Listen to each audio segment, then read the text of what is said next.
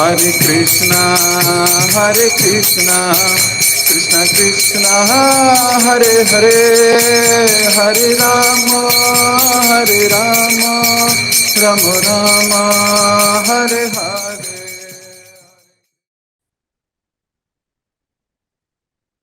जय जय श्री चैतन्य, जय हो नित्यानंदा।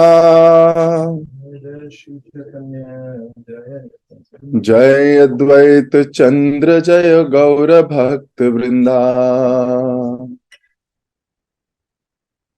जय जय श्री चैतन्य, जय हो नित्यानंदा।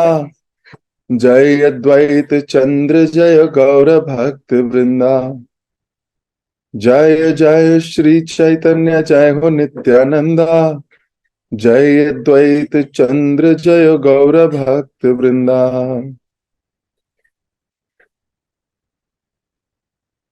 हरे कृष्ण।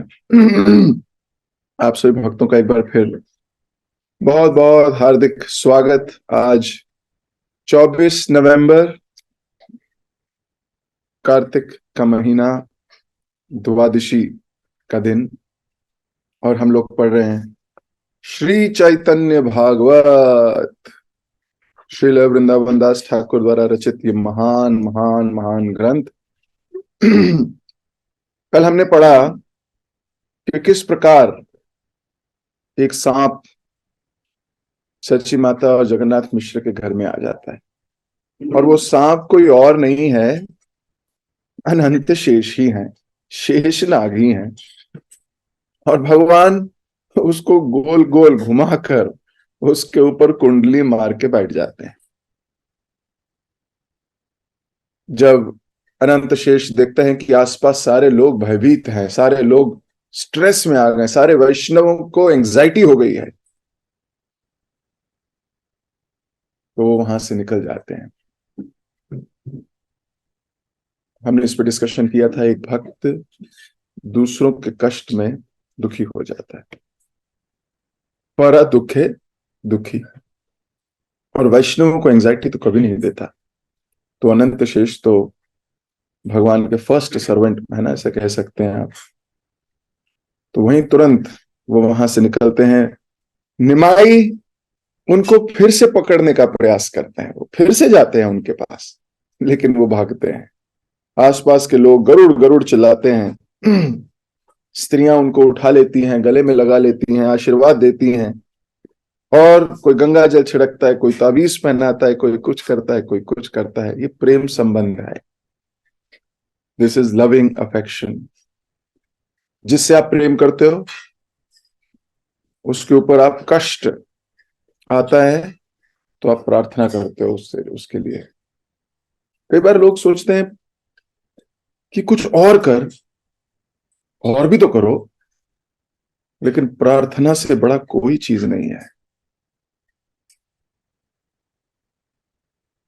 प्रार्थना अधिकतर लोग अपने लिए ही करते रहते हैं। आप जितने लोग इस संसार में जाने हैं, वो किसी मंदिर जाएंगे, किसी कहीं जाएंगे, अपनी लिस्ट लेके जाते हैं, अपने लिए प्रार्थना करते हैं। ये वैष्णव है जो सबके लिए प्रार्थना करता है।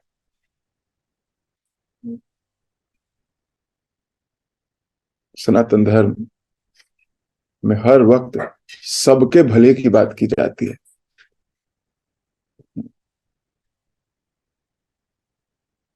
विश्व का कल्याण हो।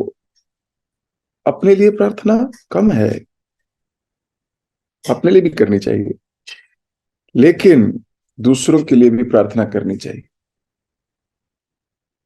कैसा भी कोई कष्ट में उसके लिए प्रार्थना कीजिए, हे भगवान, आप तो सब जानते हैं, जो उस भक्त के लिए उचित हो उसके जीवन को कष्टों से बचाइए, इत्यादि। तो यहाँ गोपियां, गोपियां मतलब जो भी आसपास रहने वाली स्त्रियां हैं जो निमाई को प्रेम करती हैं, गोपियों का ही भाव है उनका। वो क्या कर रही हैं? प्रार्थना करने लगती हैं। तो कल हमने यहां तक पढ़ा था। कल भगवान की सुंदरता का भी वर्णन आया था, कमल के समान सुंदर है। आज हम आगे पढ़ेंगे। एक दिन वे परस्पर बात करते हुए कहने लगे, ना जाने किस महापुरुष ने हमारे पुत्र के रूप में यहां जन्म ले लिया है। शायद यह गुणवान पुत्र हमारी सारी भौतिक दुर्दशा को नष्ट कर देगा। अपने पुत्र जैसा अद्भुत बालक ना तो मैंने कहीं देखा और ना ही कहीं सुना। जैसे ही ये भगवान के नामों का कीर्तन सुनता है, मुस्कुराकर नाचने लगता है, रोकने से भी नहीं रुकता। प्रातः होते ही पड़ोस की स्त्रियां आकर इसे घेर लेती हैं और तालियां बजा बजा कर हरिनाम संकीर्तन करती हैं। तो ये सची माता और जगन्नाथ मिश्र आपस में बात कर रहे हैं। क्या बात कर रहे हैं? कि ये कोई साधारण बालक नहीं लग रहा हमको। सुबह होते ही आसपास लोग इकट्ठे हो जाते हैं। कौन जाता है कहीं? सुबह तो लोग रजाई में जाते हैं। सुबह कहाँ कोई जाएगा? और जाएगा वॉक करने चला जाएगा कोई व्यक्ति, वो भी मन मार के। आकर्षण होकर जाना बहुत बड़ी बात है। भगवान के प्रति आकर्षण डेवलप कर लिया अगर, वो बहुत बड़ी बात है। तो यहां सुबह सुबह पड़ोस की स्त्रियां इसको घेर लेती हैं और उनको पता है प्रसन्न कैसे होता है। अब भगवान कैसे प्रसन्न होते हैं? जब कोई हरिनाम लेता है, तो हरिनाम लेने से प्रसन्नता आती है। और अकेले नहीं, क्या संकीर्तन, सब लोग मिलके। गोलोक के न प्रेना प्रेमाधन हरिनाम संकीर्तन। संग में बोले, मैंने ऐसा बालक कभी देखा ही नहीं। सच्ची बात है, कैसे देखेंगे भी कैसे? कभी हुआ भी नहीं। कभी ऐसा बालक हुआ ही नहीं कभी। कई बार निमाई खेलते खेलते धूल में लोटपोट होने लगता और उसके बाद अपनी मां की गोद में चढ़ जाता। कभी कभी वह अपने शरीर को इस प्रकार हिलाकर नाचता कि लोग अपनी हंसी नहीं रोक पाते। निमाई चंचलता से भरा था। घर में इधर उधर दौड़ लगाता रहता और कोई उसे पकड़ नहीं पाता। पूरे घर में टाल मटोल करके निमाई को चावल, केले, संदेश आदि जो कुछ मिलता, वह उसका स्वाद चखने के लिए सदैव तैयार रहता। वह इतना चित्त आकर्षक था कि अनजान लोग भी उसे उसकी मनचाही वस्तु देने में आनंद का अनुभव करते थे।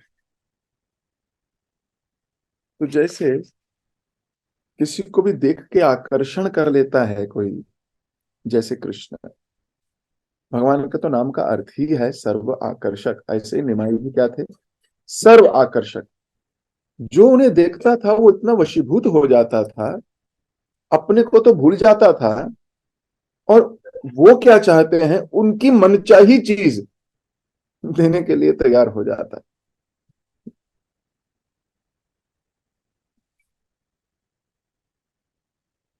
जब कोई अपरिचित व्यक्ति उससे कुछ मिठाई या केले देता, तो वह उन्हें घर ले आता और हरिनाम कीर्तन कर रही स्त्रियों को बांटने लगता। इस प्रकार सब लोग निमाई की चतुराई को देखकर प्रशंसा करते और जोर जोर से हरि हरि हरि हरि का उद्घोष करने लगते। अब समझिए इसको।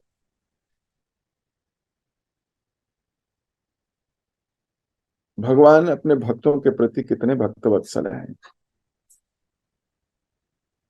जगह जगह जाके आकर्षण देकर लोग उन्हें कुछ देते थे और वो चीजें लाकर किनको दे देते थे? जो लोग हरि नाम कर रहे हैं।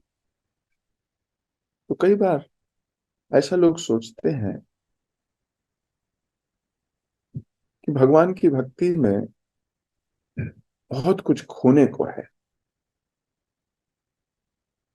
देखिए हमने लहसुन छोड़ दिया, देखिए हमने कितना बड़ा काम किया है, प्याज छोड़ दिया है, नॉनवेज छोड़ दिया है, हमने हमने कितना कुछ कर दिया है। देखिए सुबह उठने लगे हैं, हमने जप कर दिया है, हमने क्या नहीं कर दिया प्रभु जी।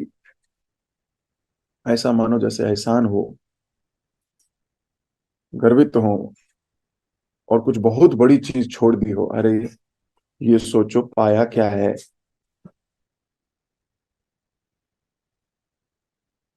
सिर्फ कुछ चीजें छोड़ने से अगर वैष्णव संबंध पा लिया हो, कृष्ण के साथ रिश्ता जोड़ दिया हो, तो क्या ये छोटी बात है? समझो बड़े सस्ते में मिल गया। लाखों करोड़ों जन्मों के बाद भी भगवान को सर्वम इति मानने की क्षमता नहीं है मनुष्य में। वो तो किसी वैष्णव के संग में आने से उसका ये संबंध स्थापित हो गया है, पर वो इस संबंध को चीप लेता है। वो इस संबंध को कुछ मानता ही नहीं है। क्यों? क्योंकि अभी भौतिक दृष्टि से दुनिया देखता है। जिस दिन आध्यात्मिकता बढ़ेगी, उसको ये संबंध दुनिया के सारे संबंधों के आगे बहुत बड़ा दिखेगा। बाकी सारे ऐश्वर्य, धन धान्य, कला, सब छोटी।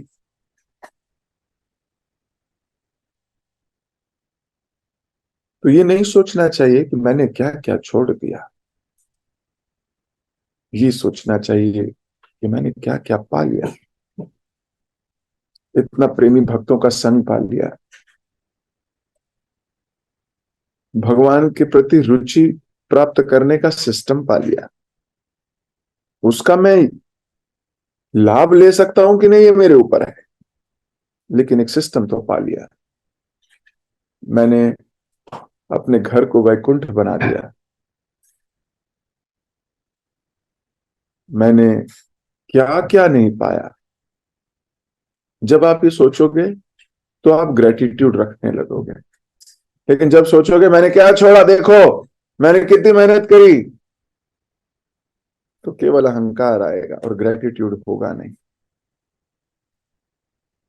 इसलिए काउंट योर ब्लेसिंग्स,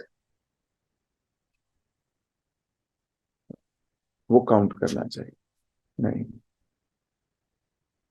मेरे चित्त में आज गलत चीज को ना कहने का बल है, गलत संगति को ना कहने का बल है, सही चीज को हाँ कहने की शक्ति है। और सही चीज को हाँ कहने की शक्ति आई कहां से? इसी संग से, वैष्णवों की कृपा से। ओ यस यस यस। इसको मेंटेन करने की शक्ति भी कहां से आएगी? वैष्णव संघ से। महाप्रभु से आएगी। और महाप्रभु देंगे किसको? जो संघ में बैठ के, है ना, जो योगदान हो रहा है, सब लोग हरि हरि, जो भगवान के नाम का उच्चारण करता है, महाप्रभु उसके लिए बहुत कृपालु है। आगे मध्यम खंड की तरफ जब बढ़ेंगे तो कथा आएगी दुखी की। किस प्रकार महाप्रभु ने उसको कृपा बनाई, उसको सुखी करा। तो भौतिक दृष्टि से कहीं ऊपर नीचे अगर हो भी कोई समस्या नहीं है। भगवान ने गीता में कहा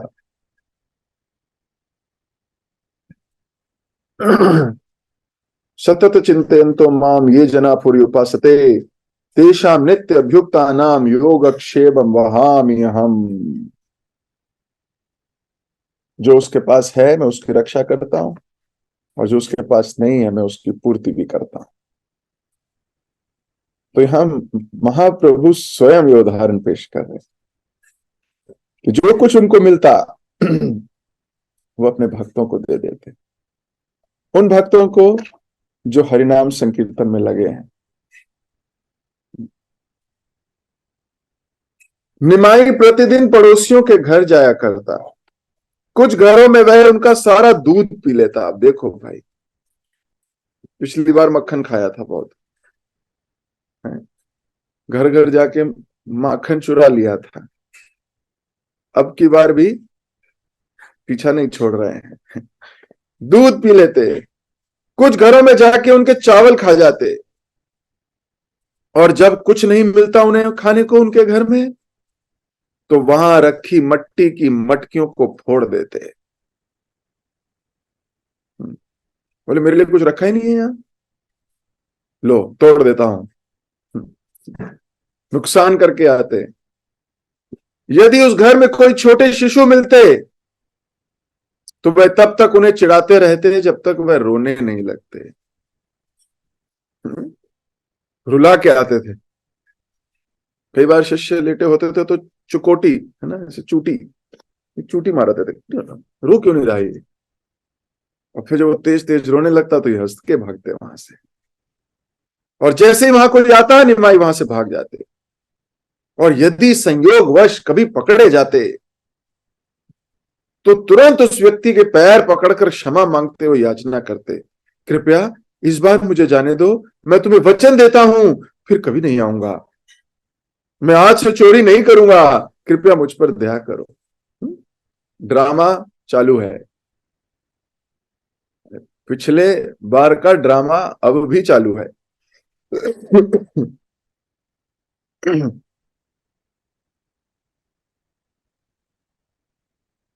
छोटे से बालक की इतनी चतुराई देखकर उन लोगों का क्रोध छूमंतर हो जाता है। अब जब छोटा सा बालक है कितना, अब वो थोड़ी सी भी चतुराई करता है तो लोगों को प्यार आ जाता है। कई बार कोई बालक गलती करे और उसके बाद तो तुलाती हुई भाषा में कुछ कह दे तो तुरंत हंसी आ जाती है, बोले अरे चल छोड़ इसको। वास्तव में प्रत्येक व्यक्ति निमाई के साथ स्नेह भरा व्यवहार करता था। निमाई को देखने मात्र से लोग इतने मंत्र मुग्ध हो जाते कि वे अपने बच्चों से अधिक निमाई से प्रेम करते। सेम कृष्ण लीला। कृष्ण लीला में गोपियां जब अपने बच्चों को टिफिन दिया करती थी, क्योंकि गौ चराने के लिए जाना है सभी को, तो अपने बच्चों को एक टिफिन देती थी और एक टिफिन कृष्ण के लिए देती थी, सारी गोपियां। और अपने बच्चों को बोलती थी तेरा जो है वो पुराने वाला है, जो बच गया इधर उधर, ये कृष्ण का है, इसे मत खाइयो। और जो कृष्ण के लिए होता था उसमें जलेबी, समोसे, जबरदस्त बढ़िया आइटम, संदेश, रसगुल्ला,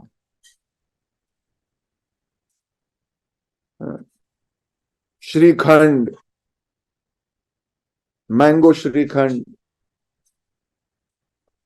तो ग्वाल बाल किसी को नहीं लगता था कि देखो मेरे साथ तो ये तो जायती हो रही है भाई, अपने बेटे को दे रही है रोटी सब्जी ऐसे वैसी चीजें, कृष्ण के लिए भेज रही है मिठाइयां कचौरियां। किसी को ऐसा नहीं आता था, सबको स्नेह है। इसे बोलते हैं शुद्धता, इसीलिए ग्वाल बाल बड़े शुद्ध थे। आज के जमाने में ऐसा किया जाए तो लोगों के दूषित मन इतने ताने इतनी चीजें बुन लेंगे, उसके साथ तो ऐसा किया, उसको तो 2 पैकेट दिए, इसको एक दिया। ये दूषित दूषित मन की निशानी है। सिंपल मन तो सब कुछ स्वीकार करता है, और अपने श्रेष्ठ व्यक्ति को ज्यादा मिल भी जाए तो उससे नुकसान नहीं होता, उसको आनंद ही मिलता है। लेकिन क्योंकि कॉम्प्लिकेशंस इतनी है हृदय में कि हर चीज बुरी लगती है, जब इसी को कहते हैं अशुद्ध मन। अशुद्ध है अभी, और हम सबका ही है अभी। मैं अपनी बात कहता हूं, आप सबकी तो खैर इतनी नहीं कहता, क्योंकि अपने को तो बहुत क्लोज से देखा है। तो शुद्धता क्या है? शुद्धता है स्वीकार करने की क्षमता, बुरा ना लगने की क्षमता, ये शुद्धता है। प्रेमांजन है, भगवान की किसी भी एक्टिविटी को बुरा नहीं लगता किसी को। अगर किसी के जीवन में कुछ उतार चढ़ाव आ भी जाए, वो कृष्ण के प्रति बुरा नहीं मानते, कृष्ण के प्रति कोई टॉन्ट नहीं कसते, कृष्ण के प्रति कोई गलत बात नहीं करते। प्रेम है, ये इसे बोलते हैं शुद्धता आ गई है। और ऐसा ही अपने सीनियर्स के प्रति। तो सेम लीला है। गोपियां भगवान से इतना विशुद्ध प्रेम है, शुद्ध से भी शुद्ध, सब कुछ भगवान के लिए।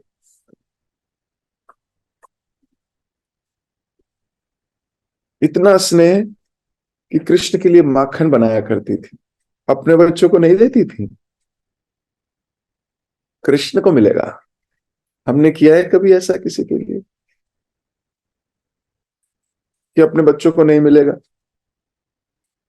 हम तो बनाते ही वही हैं जो अपने बच्चों को मिलेगा। बीच में कृष्ण आ जाते हैं।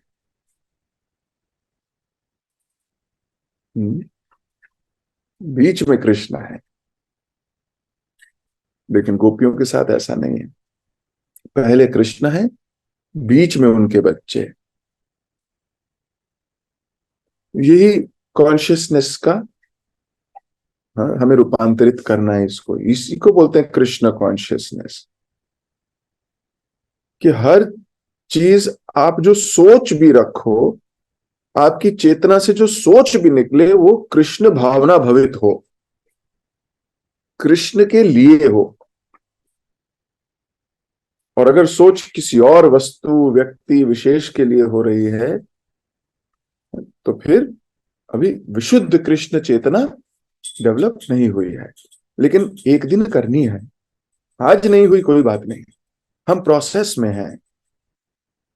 अंतोगत्वा, यहां तक पहुंचना है, मृत्यु से पहले यहां तक पहुंचना है। अगर नहीं पहुंचे तो पुनरपि जननम पुनरपि मरणम पुनरपि जठरी जठरे शयान। कभी किसी माँ के गर्भ से जन्म लेंगे, कभी किसी माँ के गर्भ से जन्म लेंगे, कभी किसी को माँ कहेंगे, किसी को पिता कहेंगे। और यही माता पिता के गर्भ से, माता पिता से जन्म होने का प्रोसेस, चक्कर चलता ही रह जाएगा।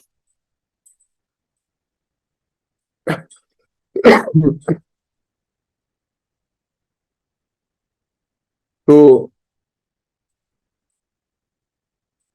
अपने बच्चों से अधिक स्नेह सारे लोग करते थे किसको? निमाई को। इस प्रकार निमाई ने चंचल और शरारते भरे खेल कूद में अपना बचपन बिताया। बड़ी इंटरेस्टिंग स्टोरी आ रही है, ध्यान से सुनिए अभी। एक दिन दो चोरों ने निमाई को सड़क पर अकेले घूमते हुए देख लिया। उसके सुंदर शरीर पर सोने के बहुमूल्य आभूषण देखकर उन दोनों ने उन्हें चुराने की योजना बनाई। उनमें से एक चोर ने निमाई को उठाया और कहा, मेरे प्यारे लाडले। और दूसरे चोर ने कहा, अरे कितने दिन हो गए हमने तुझे देखा नहीं, चल आ, हम तुझे अपने घर ले जाते हैं। निमाई ने उत्तर दिया, हाँ हाँ चलो, हम घर चलते हैं। उन दोनों ने फटाफट निमाई को अपने कंधे पर बिठाया और चल दिए। उनके स्नेहिल व्यवहार को देखकर आसपास के लोगों को यही लगा कि वे दोनों बच्चों के कोई संबंधी हैं। वास्तव में उस मार्ग पर हजारों लोगों का तांता लगा था, परंतु कोई भी बालक की सच्ची पहचान से अवगत नहीं था। मन ही मन दोनों चोर बहुत प्रसन्न थे। उन्हें पूरा विश्वास था कि आज वे मालामाल हो जाएंगे। निमाई को कंधे पर उठाए वे आराम से अपने अड्डे की ओर जा रहे थे और बिना कोई परिश्रम के उनकी सवारी का आनंद उठाते हुए निमाई भी हंस रहे थे। मजे आ रहे हैं, घोड़ा गाड़ी मिल गई इनको, मजे से निमाई पीठ पे बैठे हैं और ये चोर आगे लेके जा रहे हैं। निमाई बीच में कुछ आवाज ना करे, इसलिए एक चोर ने उसे खाने के लिए संदेश दे दिया और दूसरे चोर ने कहा, बेटा बस अब हम घर पहुंचने ही वाले हैं। यहां निमाई का अपहरण किया जा रहा था और वहां उसे घर में ना पाकर माता पिता और सगे संबंधी आस पड़ोस में खोज करने लगे। विश्वंभर तू कहां है? निमाई निमाई चिल्लाते चिल्लाते सब लोग घूम रहे हैं। इतने पर जब निमाई का कोई अता पता नहीं मिला तो भयभीत होकर पागलों की भांति उसे खोजने लगे। मन ही मन गोविंद का ध्यान कर उनका आश्रय लेने लगे। अभी मैं इसको विराम देता हूं, 2 पॉइंट डिस्कस करेंगे यहां पर। सर्वप्रथम, चोरों ने भगवान को देखा। चोरों ने भगवान को देखा, लेकिन चोरों ने भगवान को नहीं देखा। चोरों ने भगवान के ऐश्वर्य को देखा।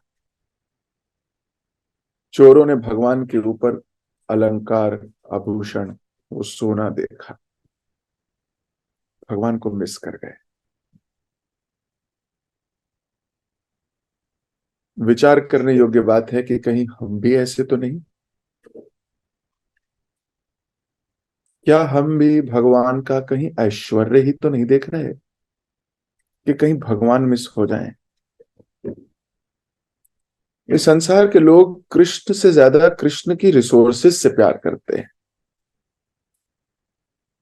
जो कृष्ण की रिसोर्सेज हैं, सोना, चांदी, धन, यश, ये सब कृष्ण की रिसोर्सेज हैं, और कृष्ण को भूल जाते हैं। जैसे दुर्योधन। दुर्योधन ने क्या किया?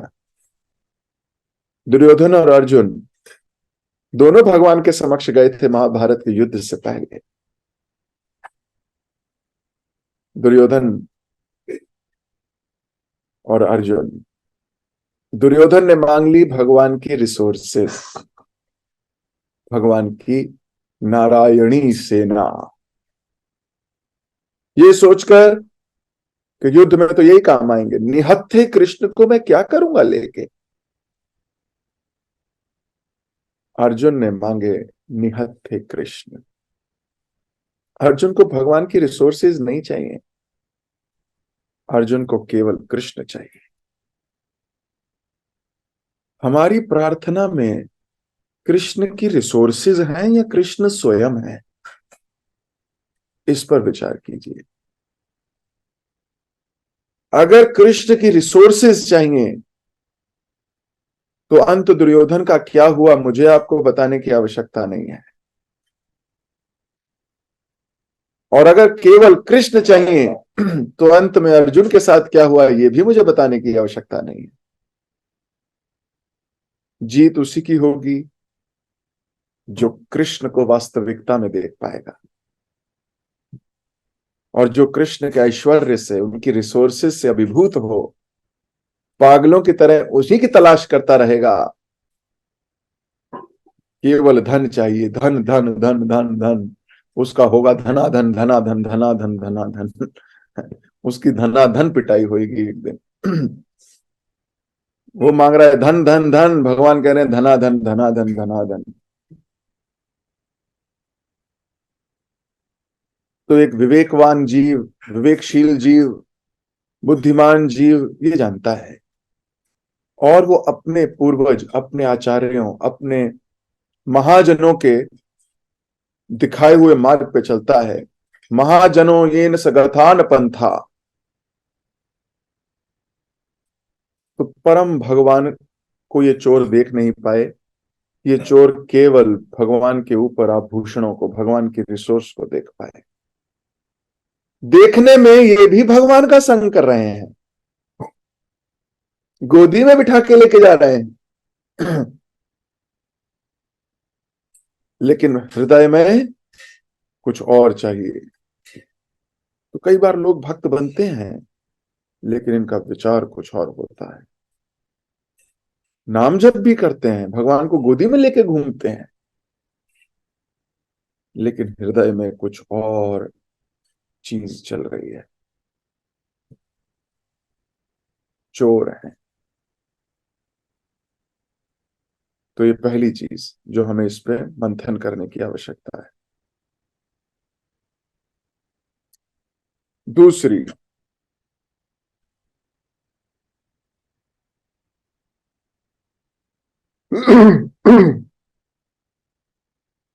जब घर वालों को भगवान या निमाई नहीं दिखे तो उन्होंने क्या किया? अंतर मन में गोविंद की, कृष्ण की शरण ली। दूसरी लर्निंग, जीवन में ऐसी कई परिस्थितियां आएंगी जिस पे आपका बस नहीं। भगवान भी बिछड़ जाएं तो भी भगवान का ही सहारा चाहिए। अभी निमाई भगवान बिछड़ गए हैं तो गोविंद भगवान का सहारा लिया जा रहा है, यानी भगवान का सहारा लिया जा रहा है। इसलिए अपने अंतकरण से कृष्ण को कभी नहीं भूलो,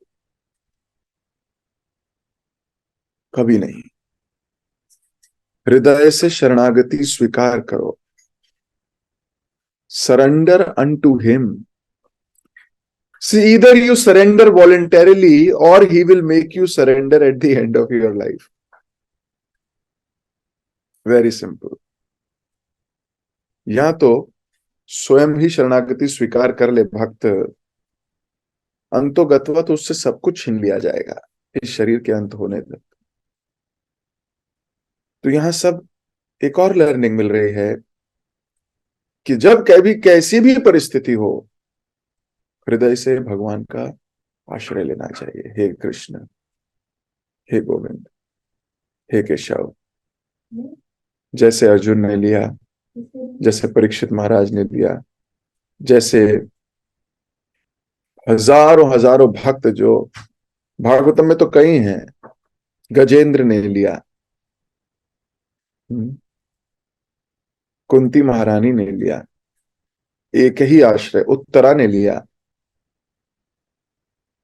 द्रौपदी ने लिया, एक ही आश्रय। तो मैं अपनी वाणी को यहीं विराम देता हूं, आज थोड़ा लंबा हो गया। जगत गुरु शिल प्रभुपाद की जय।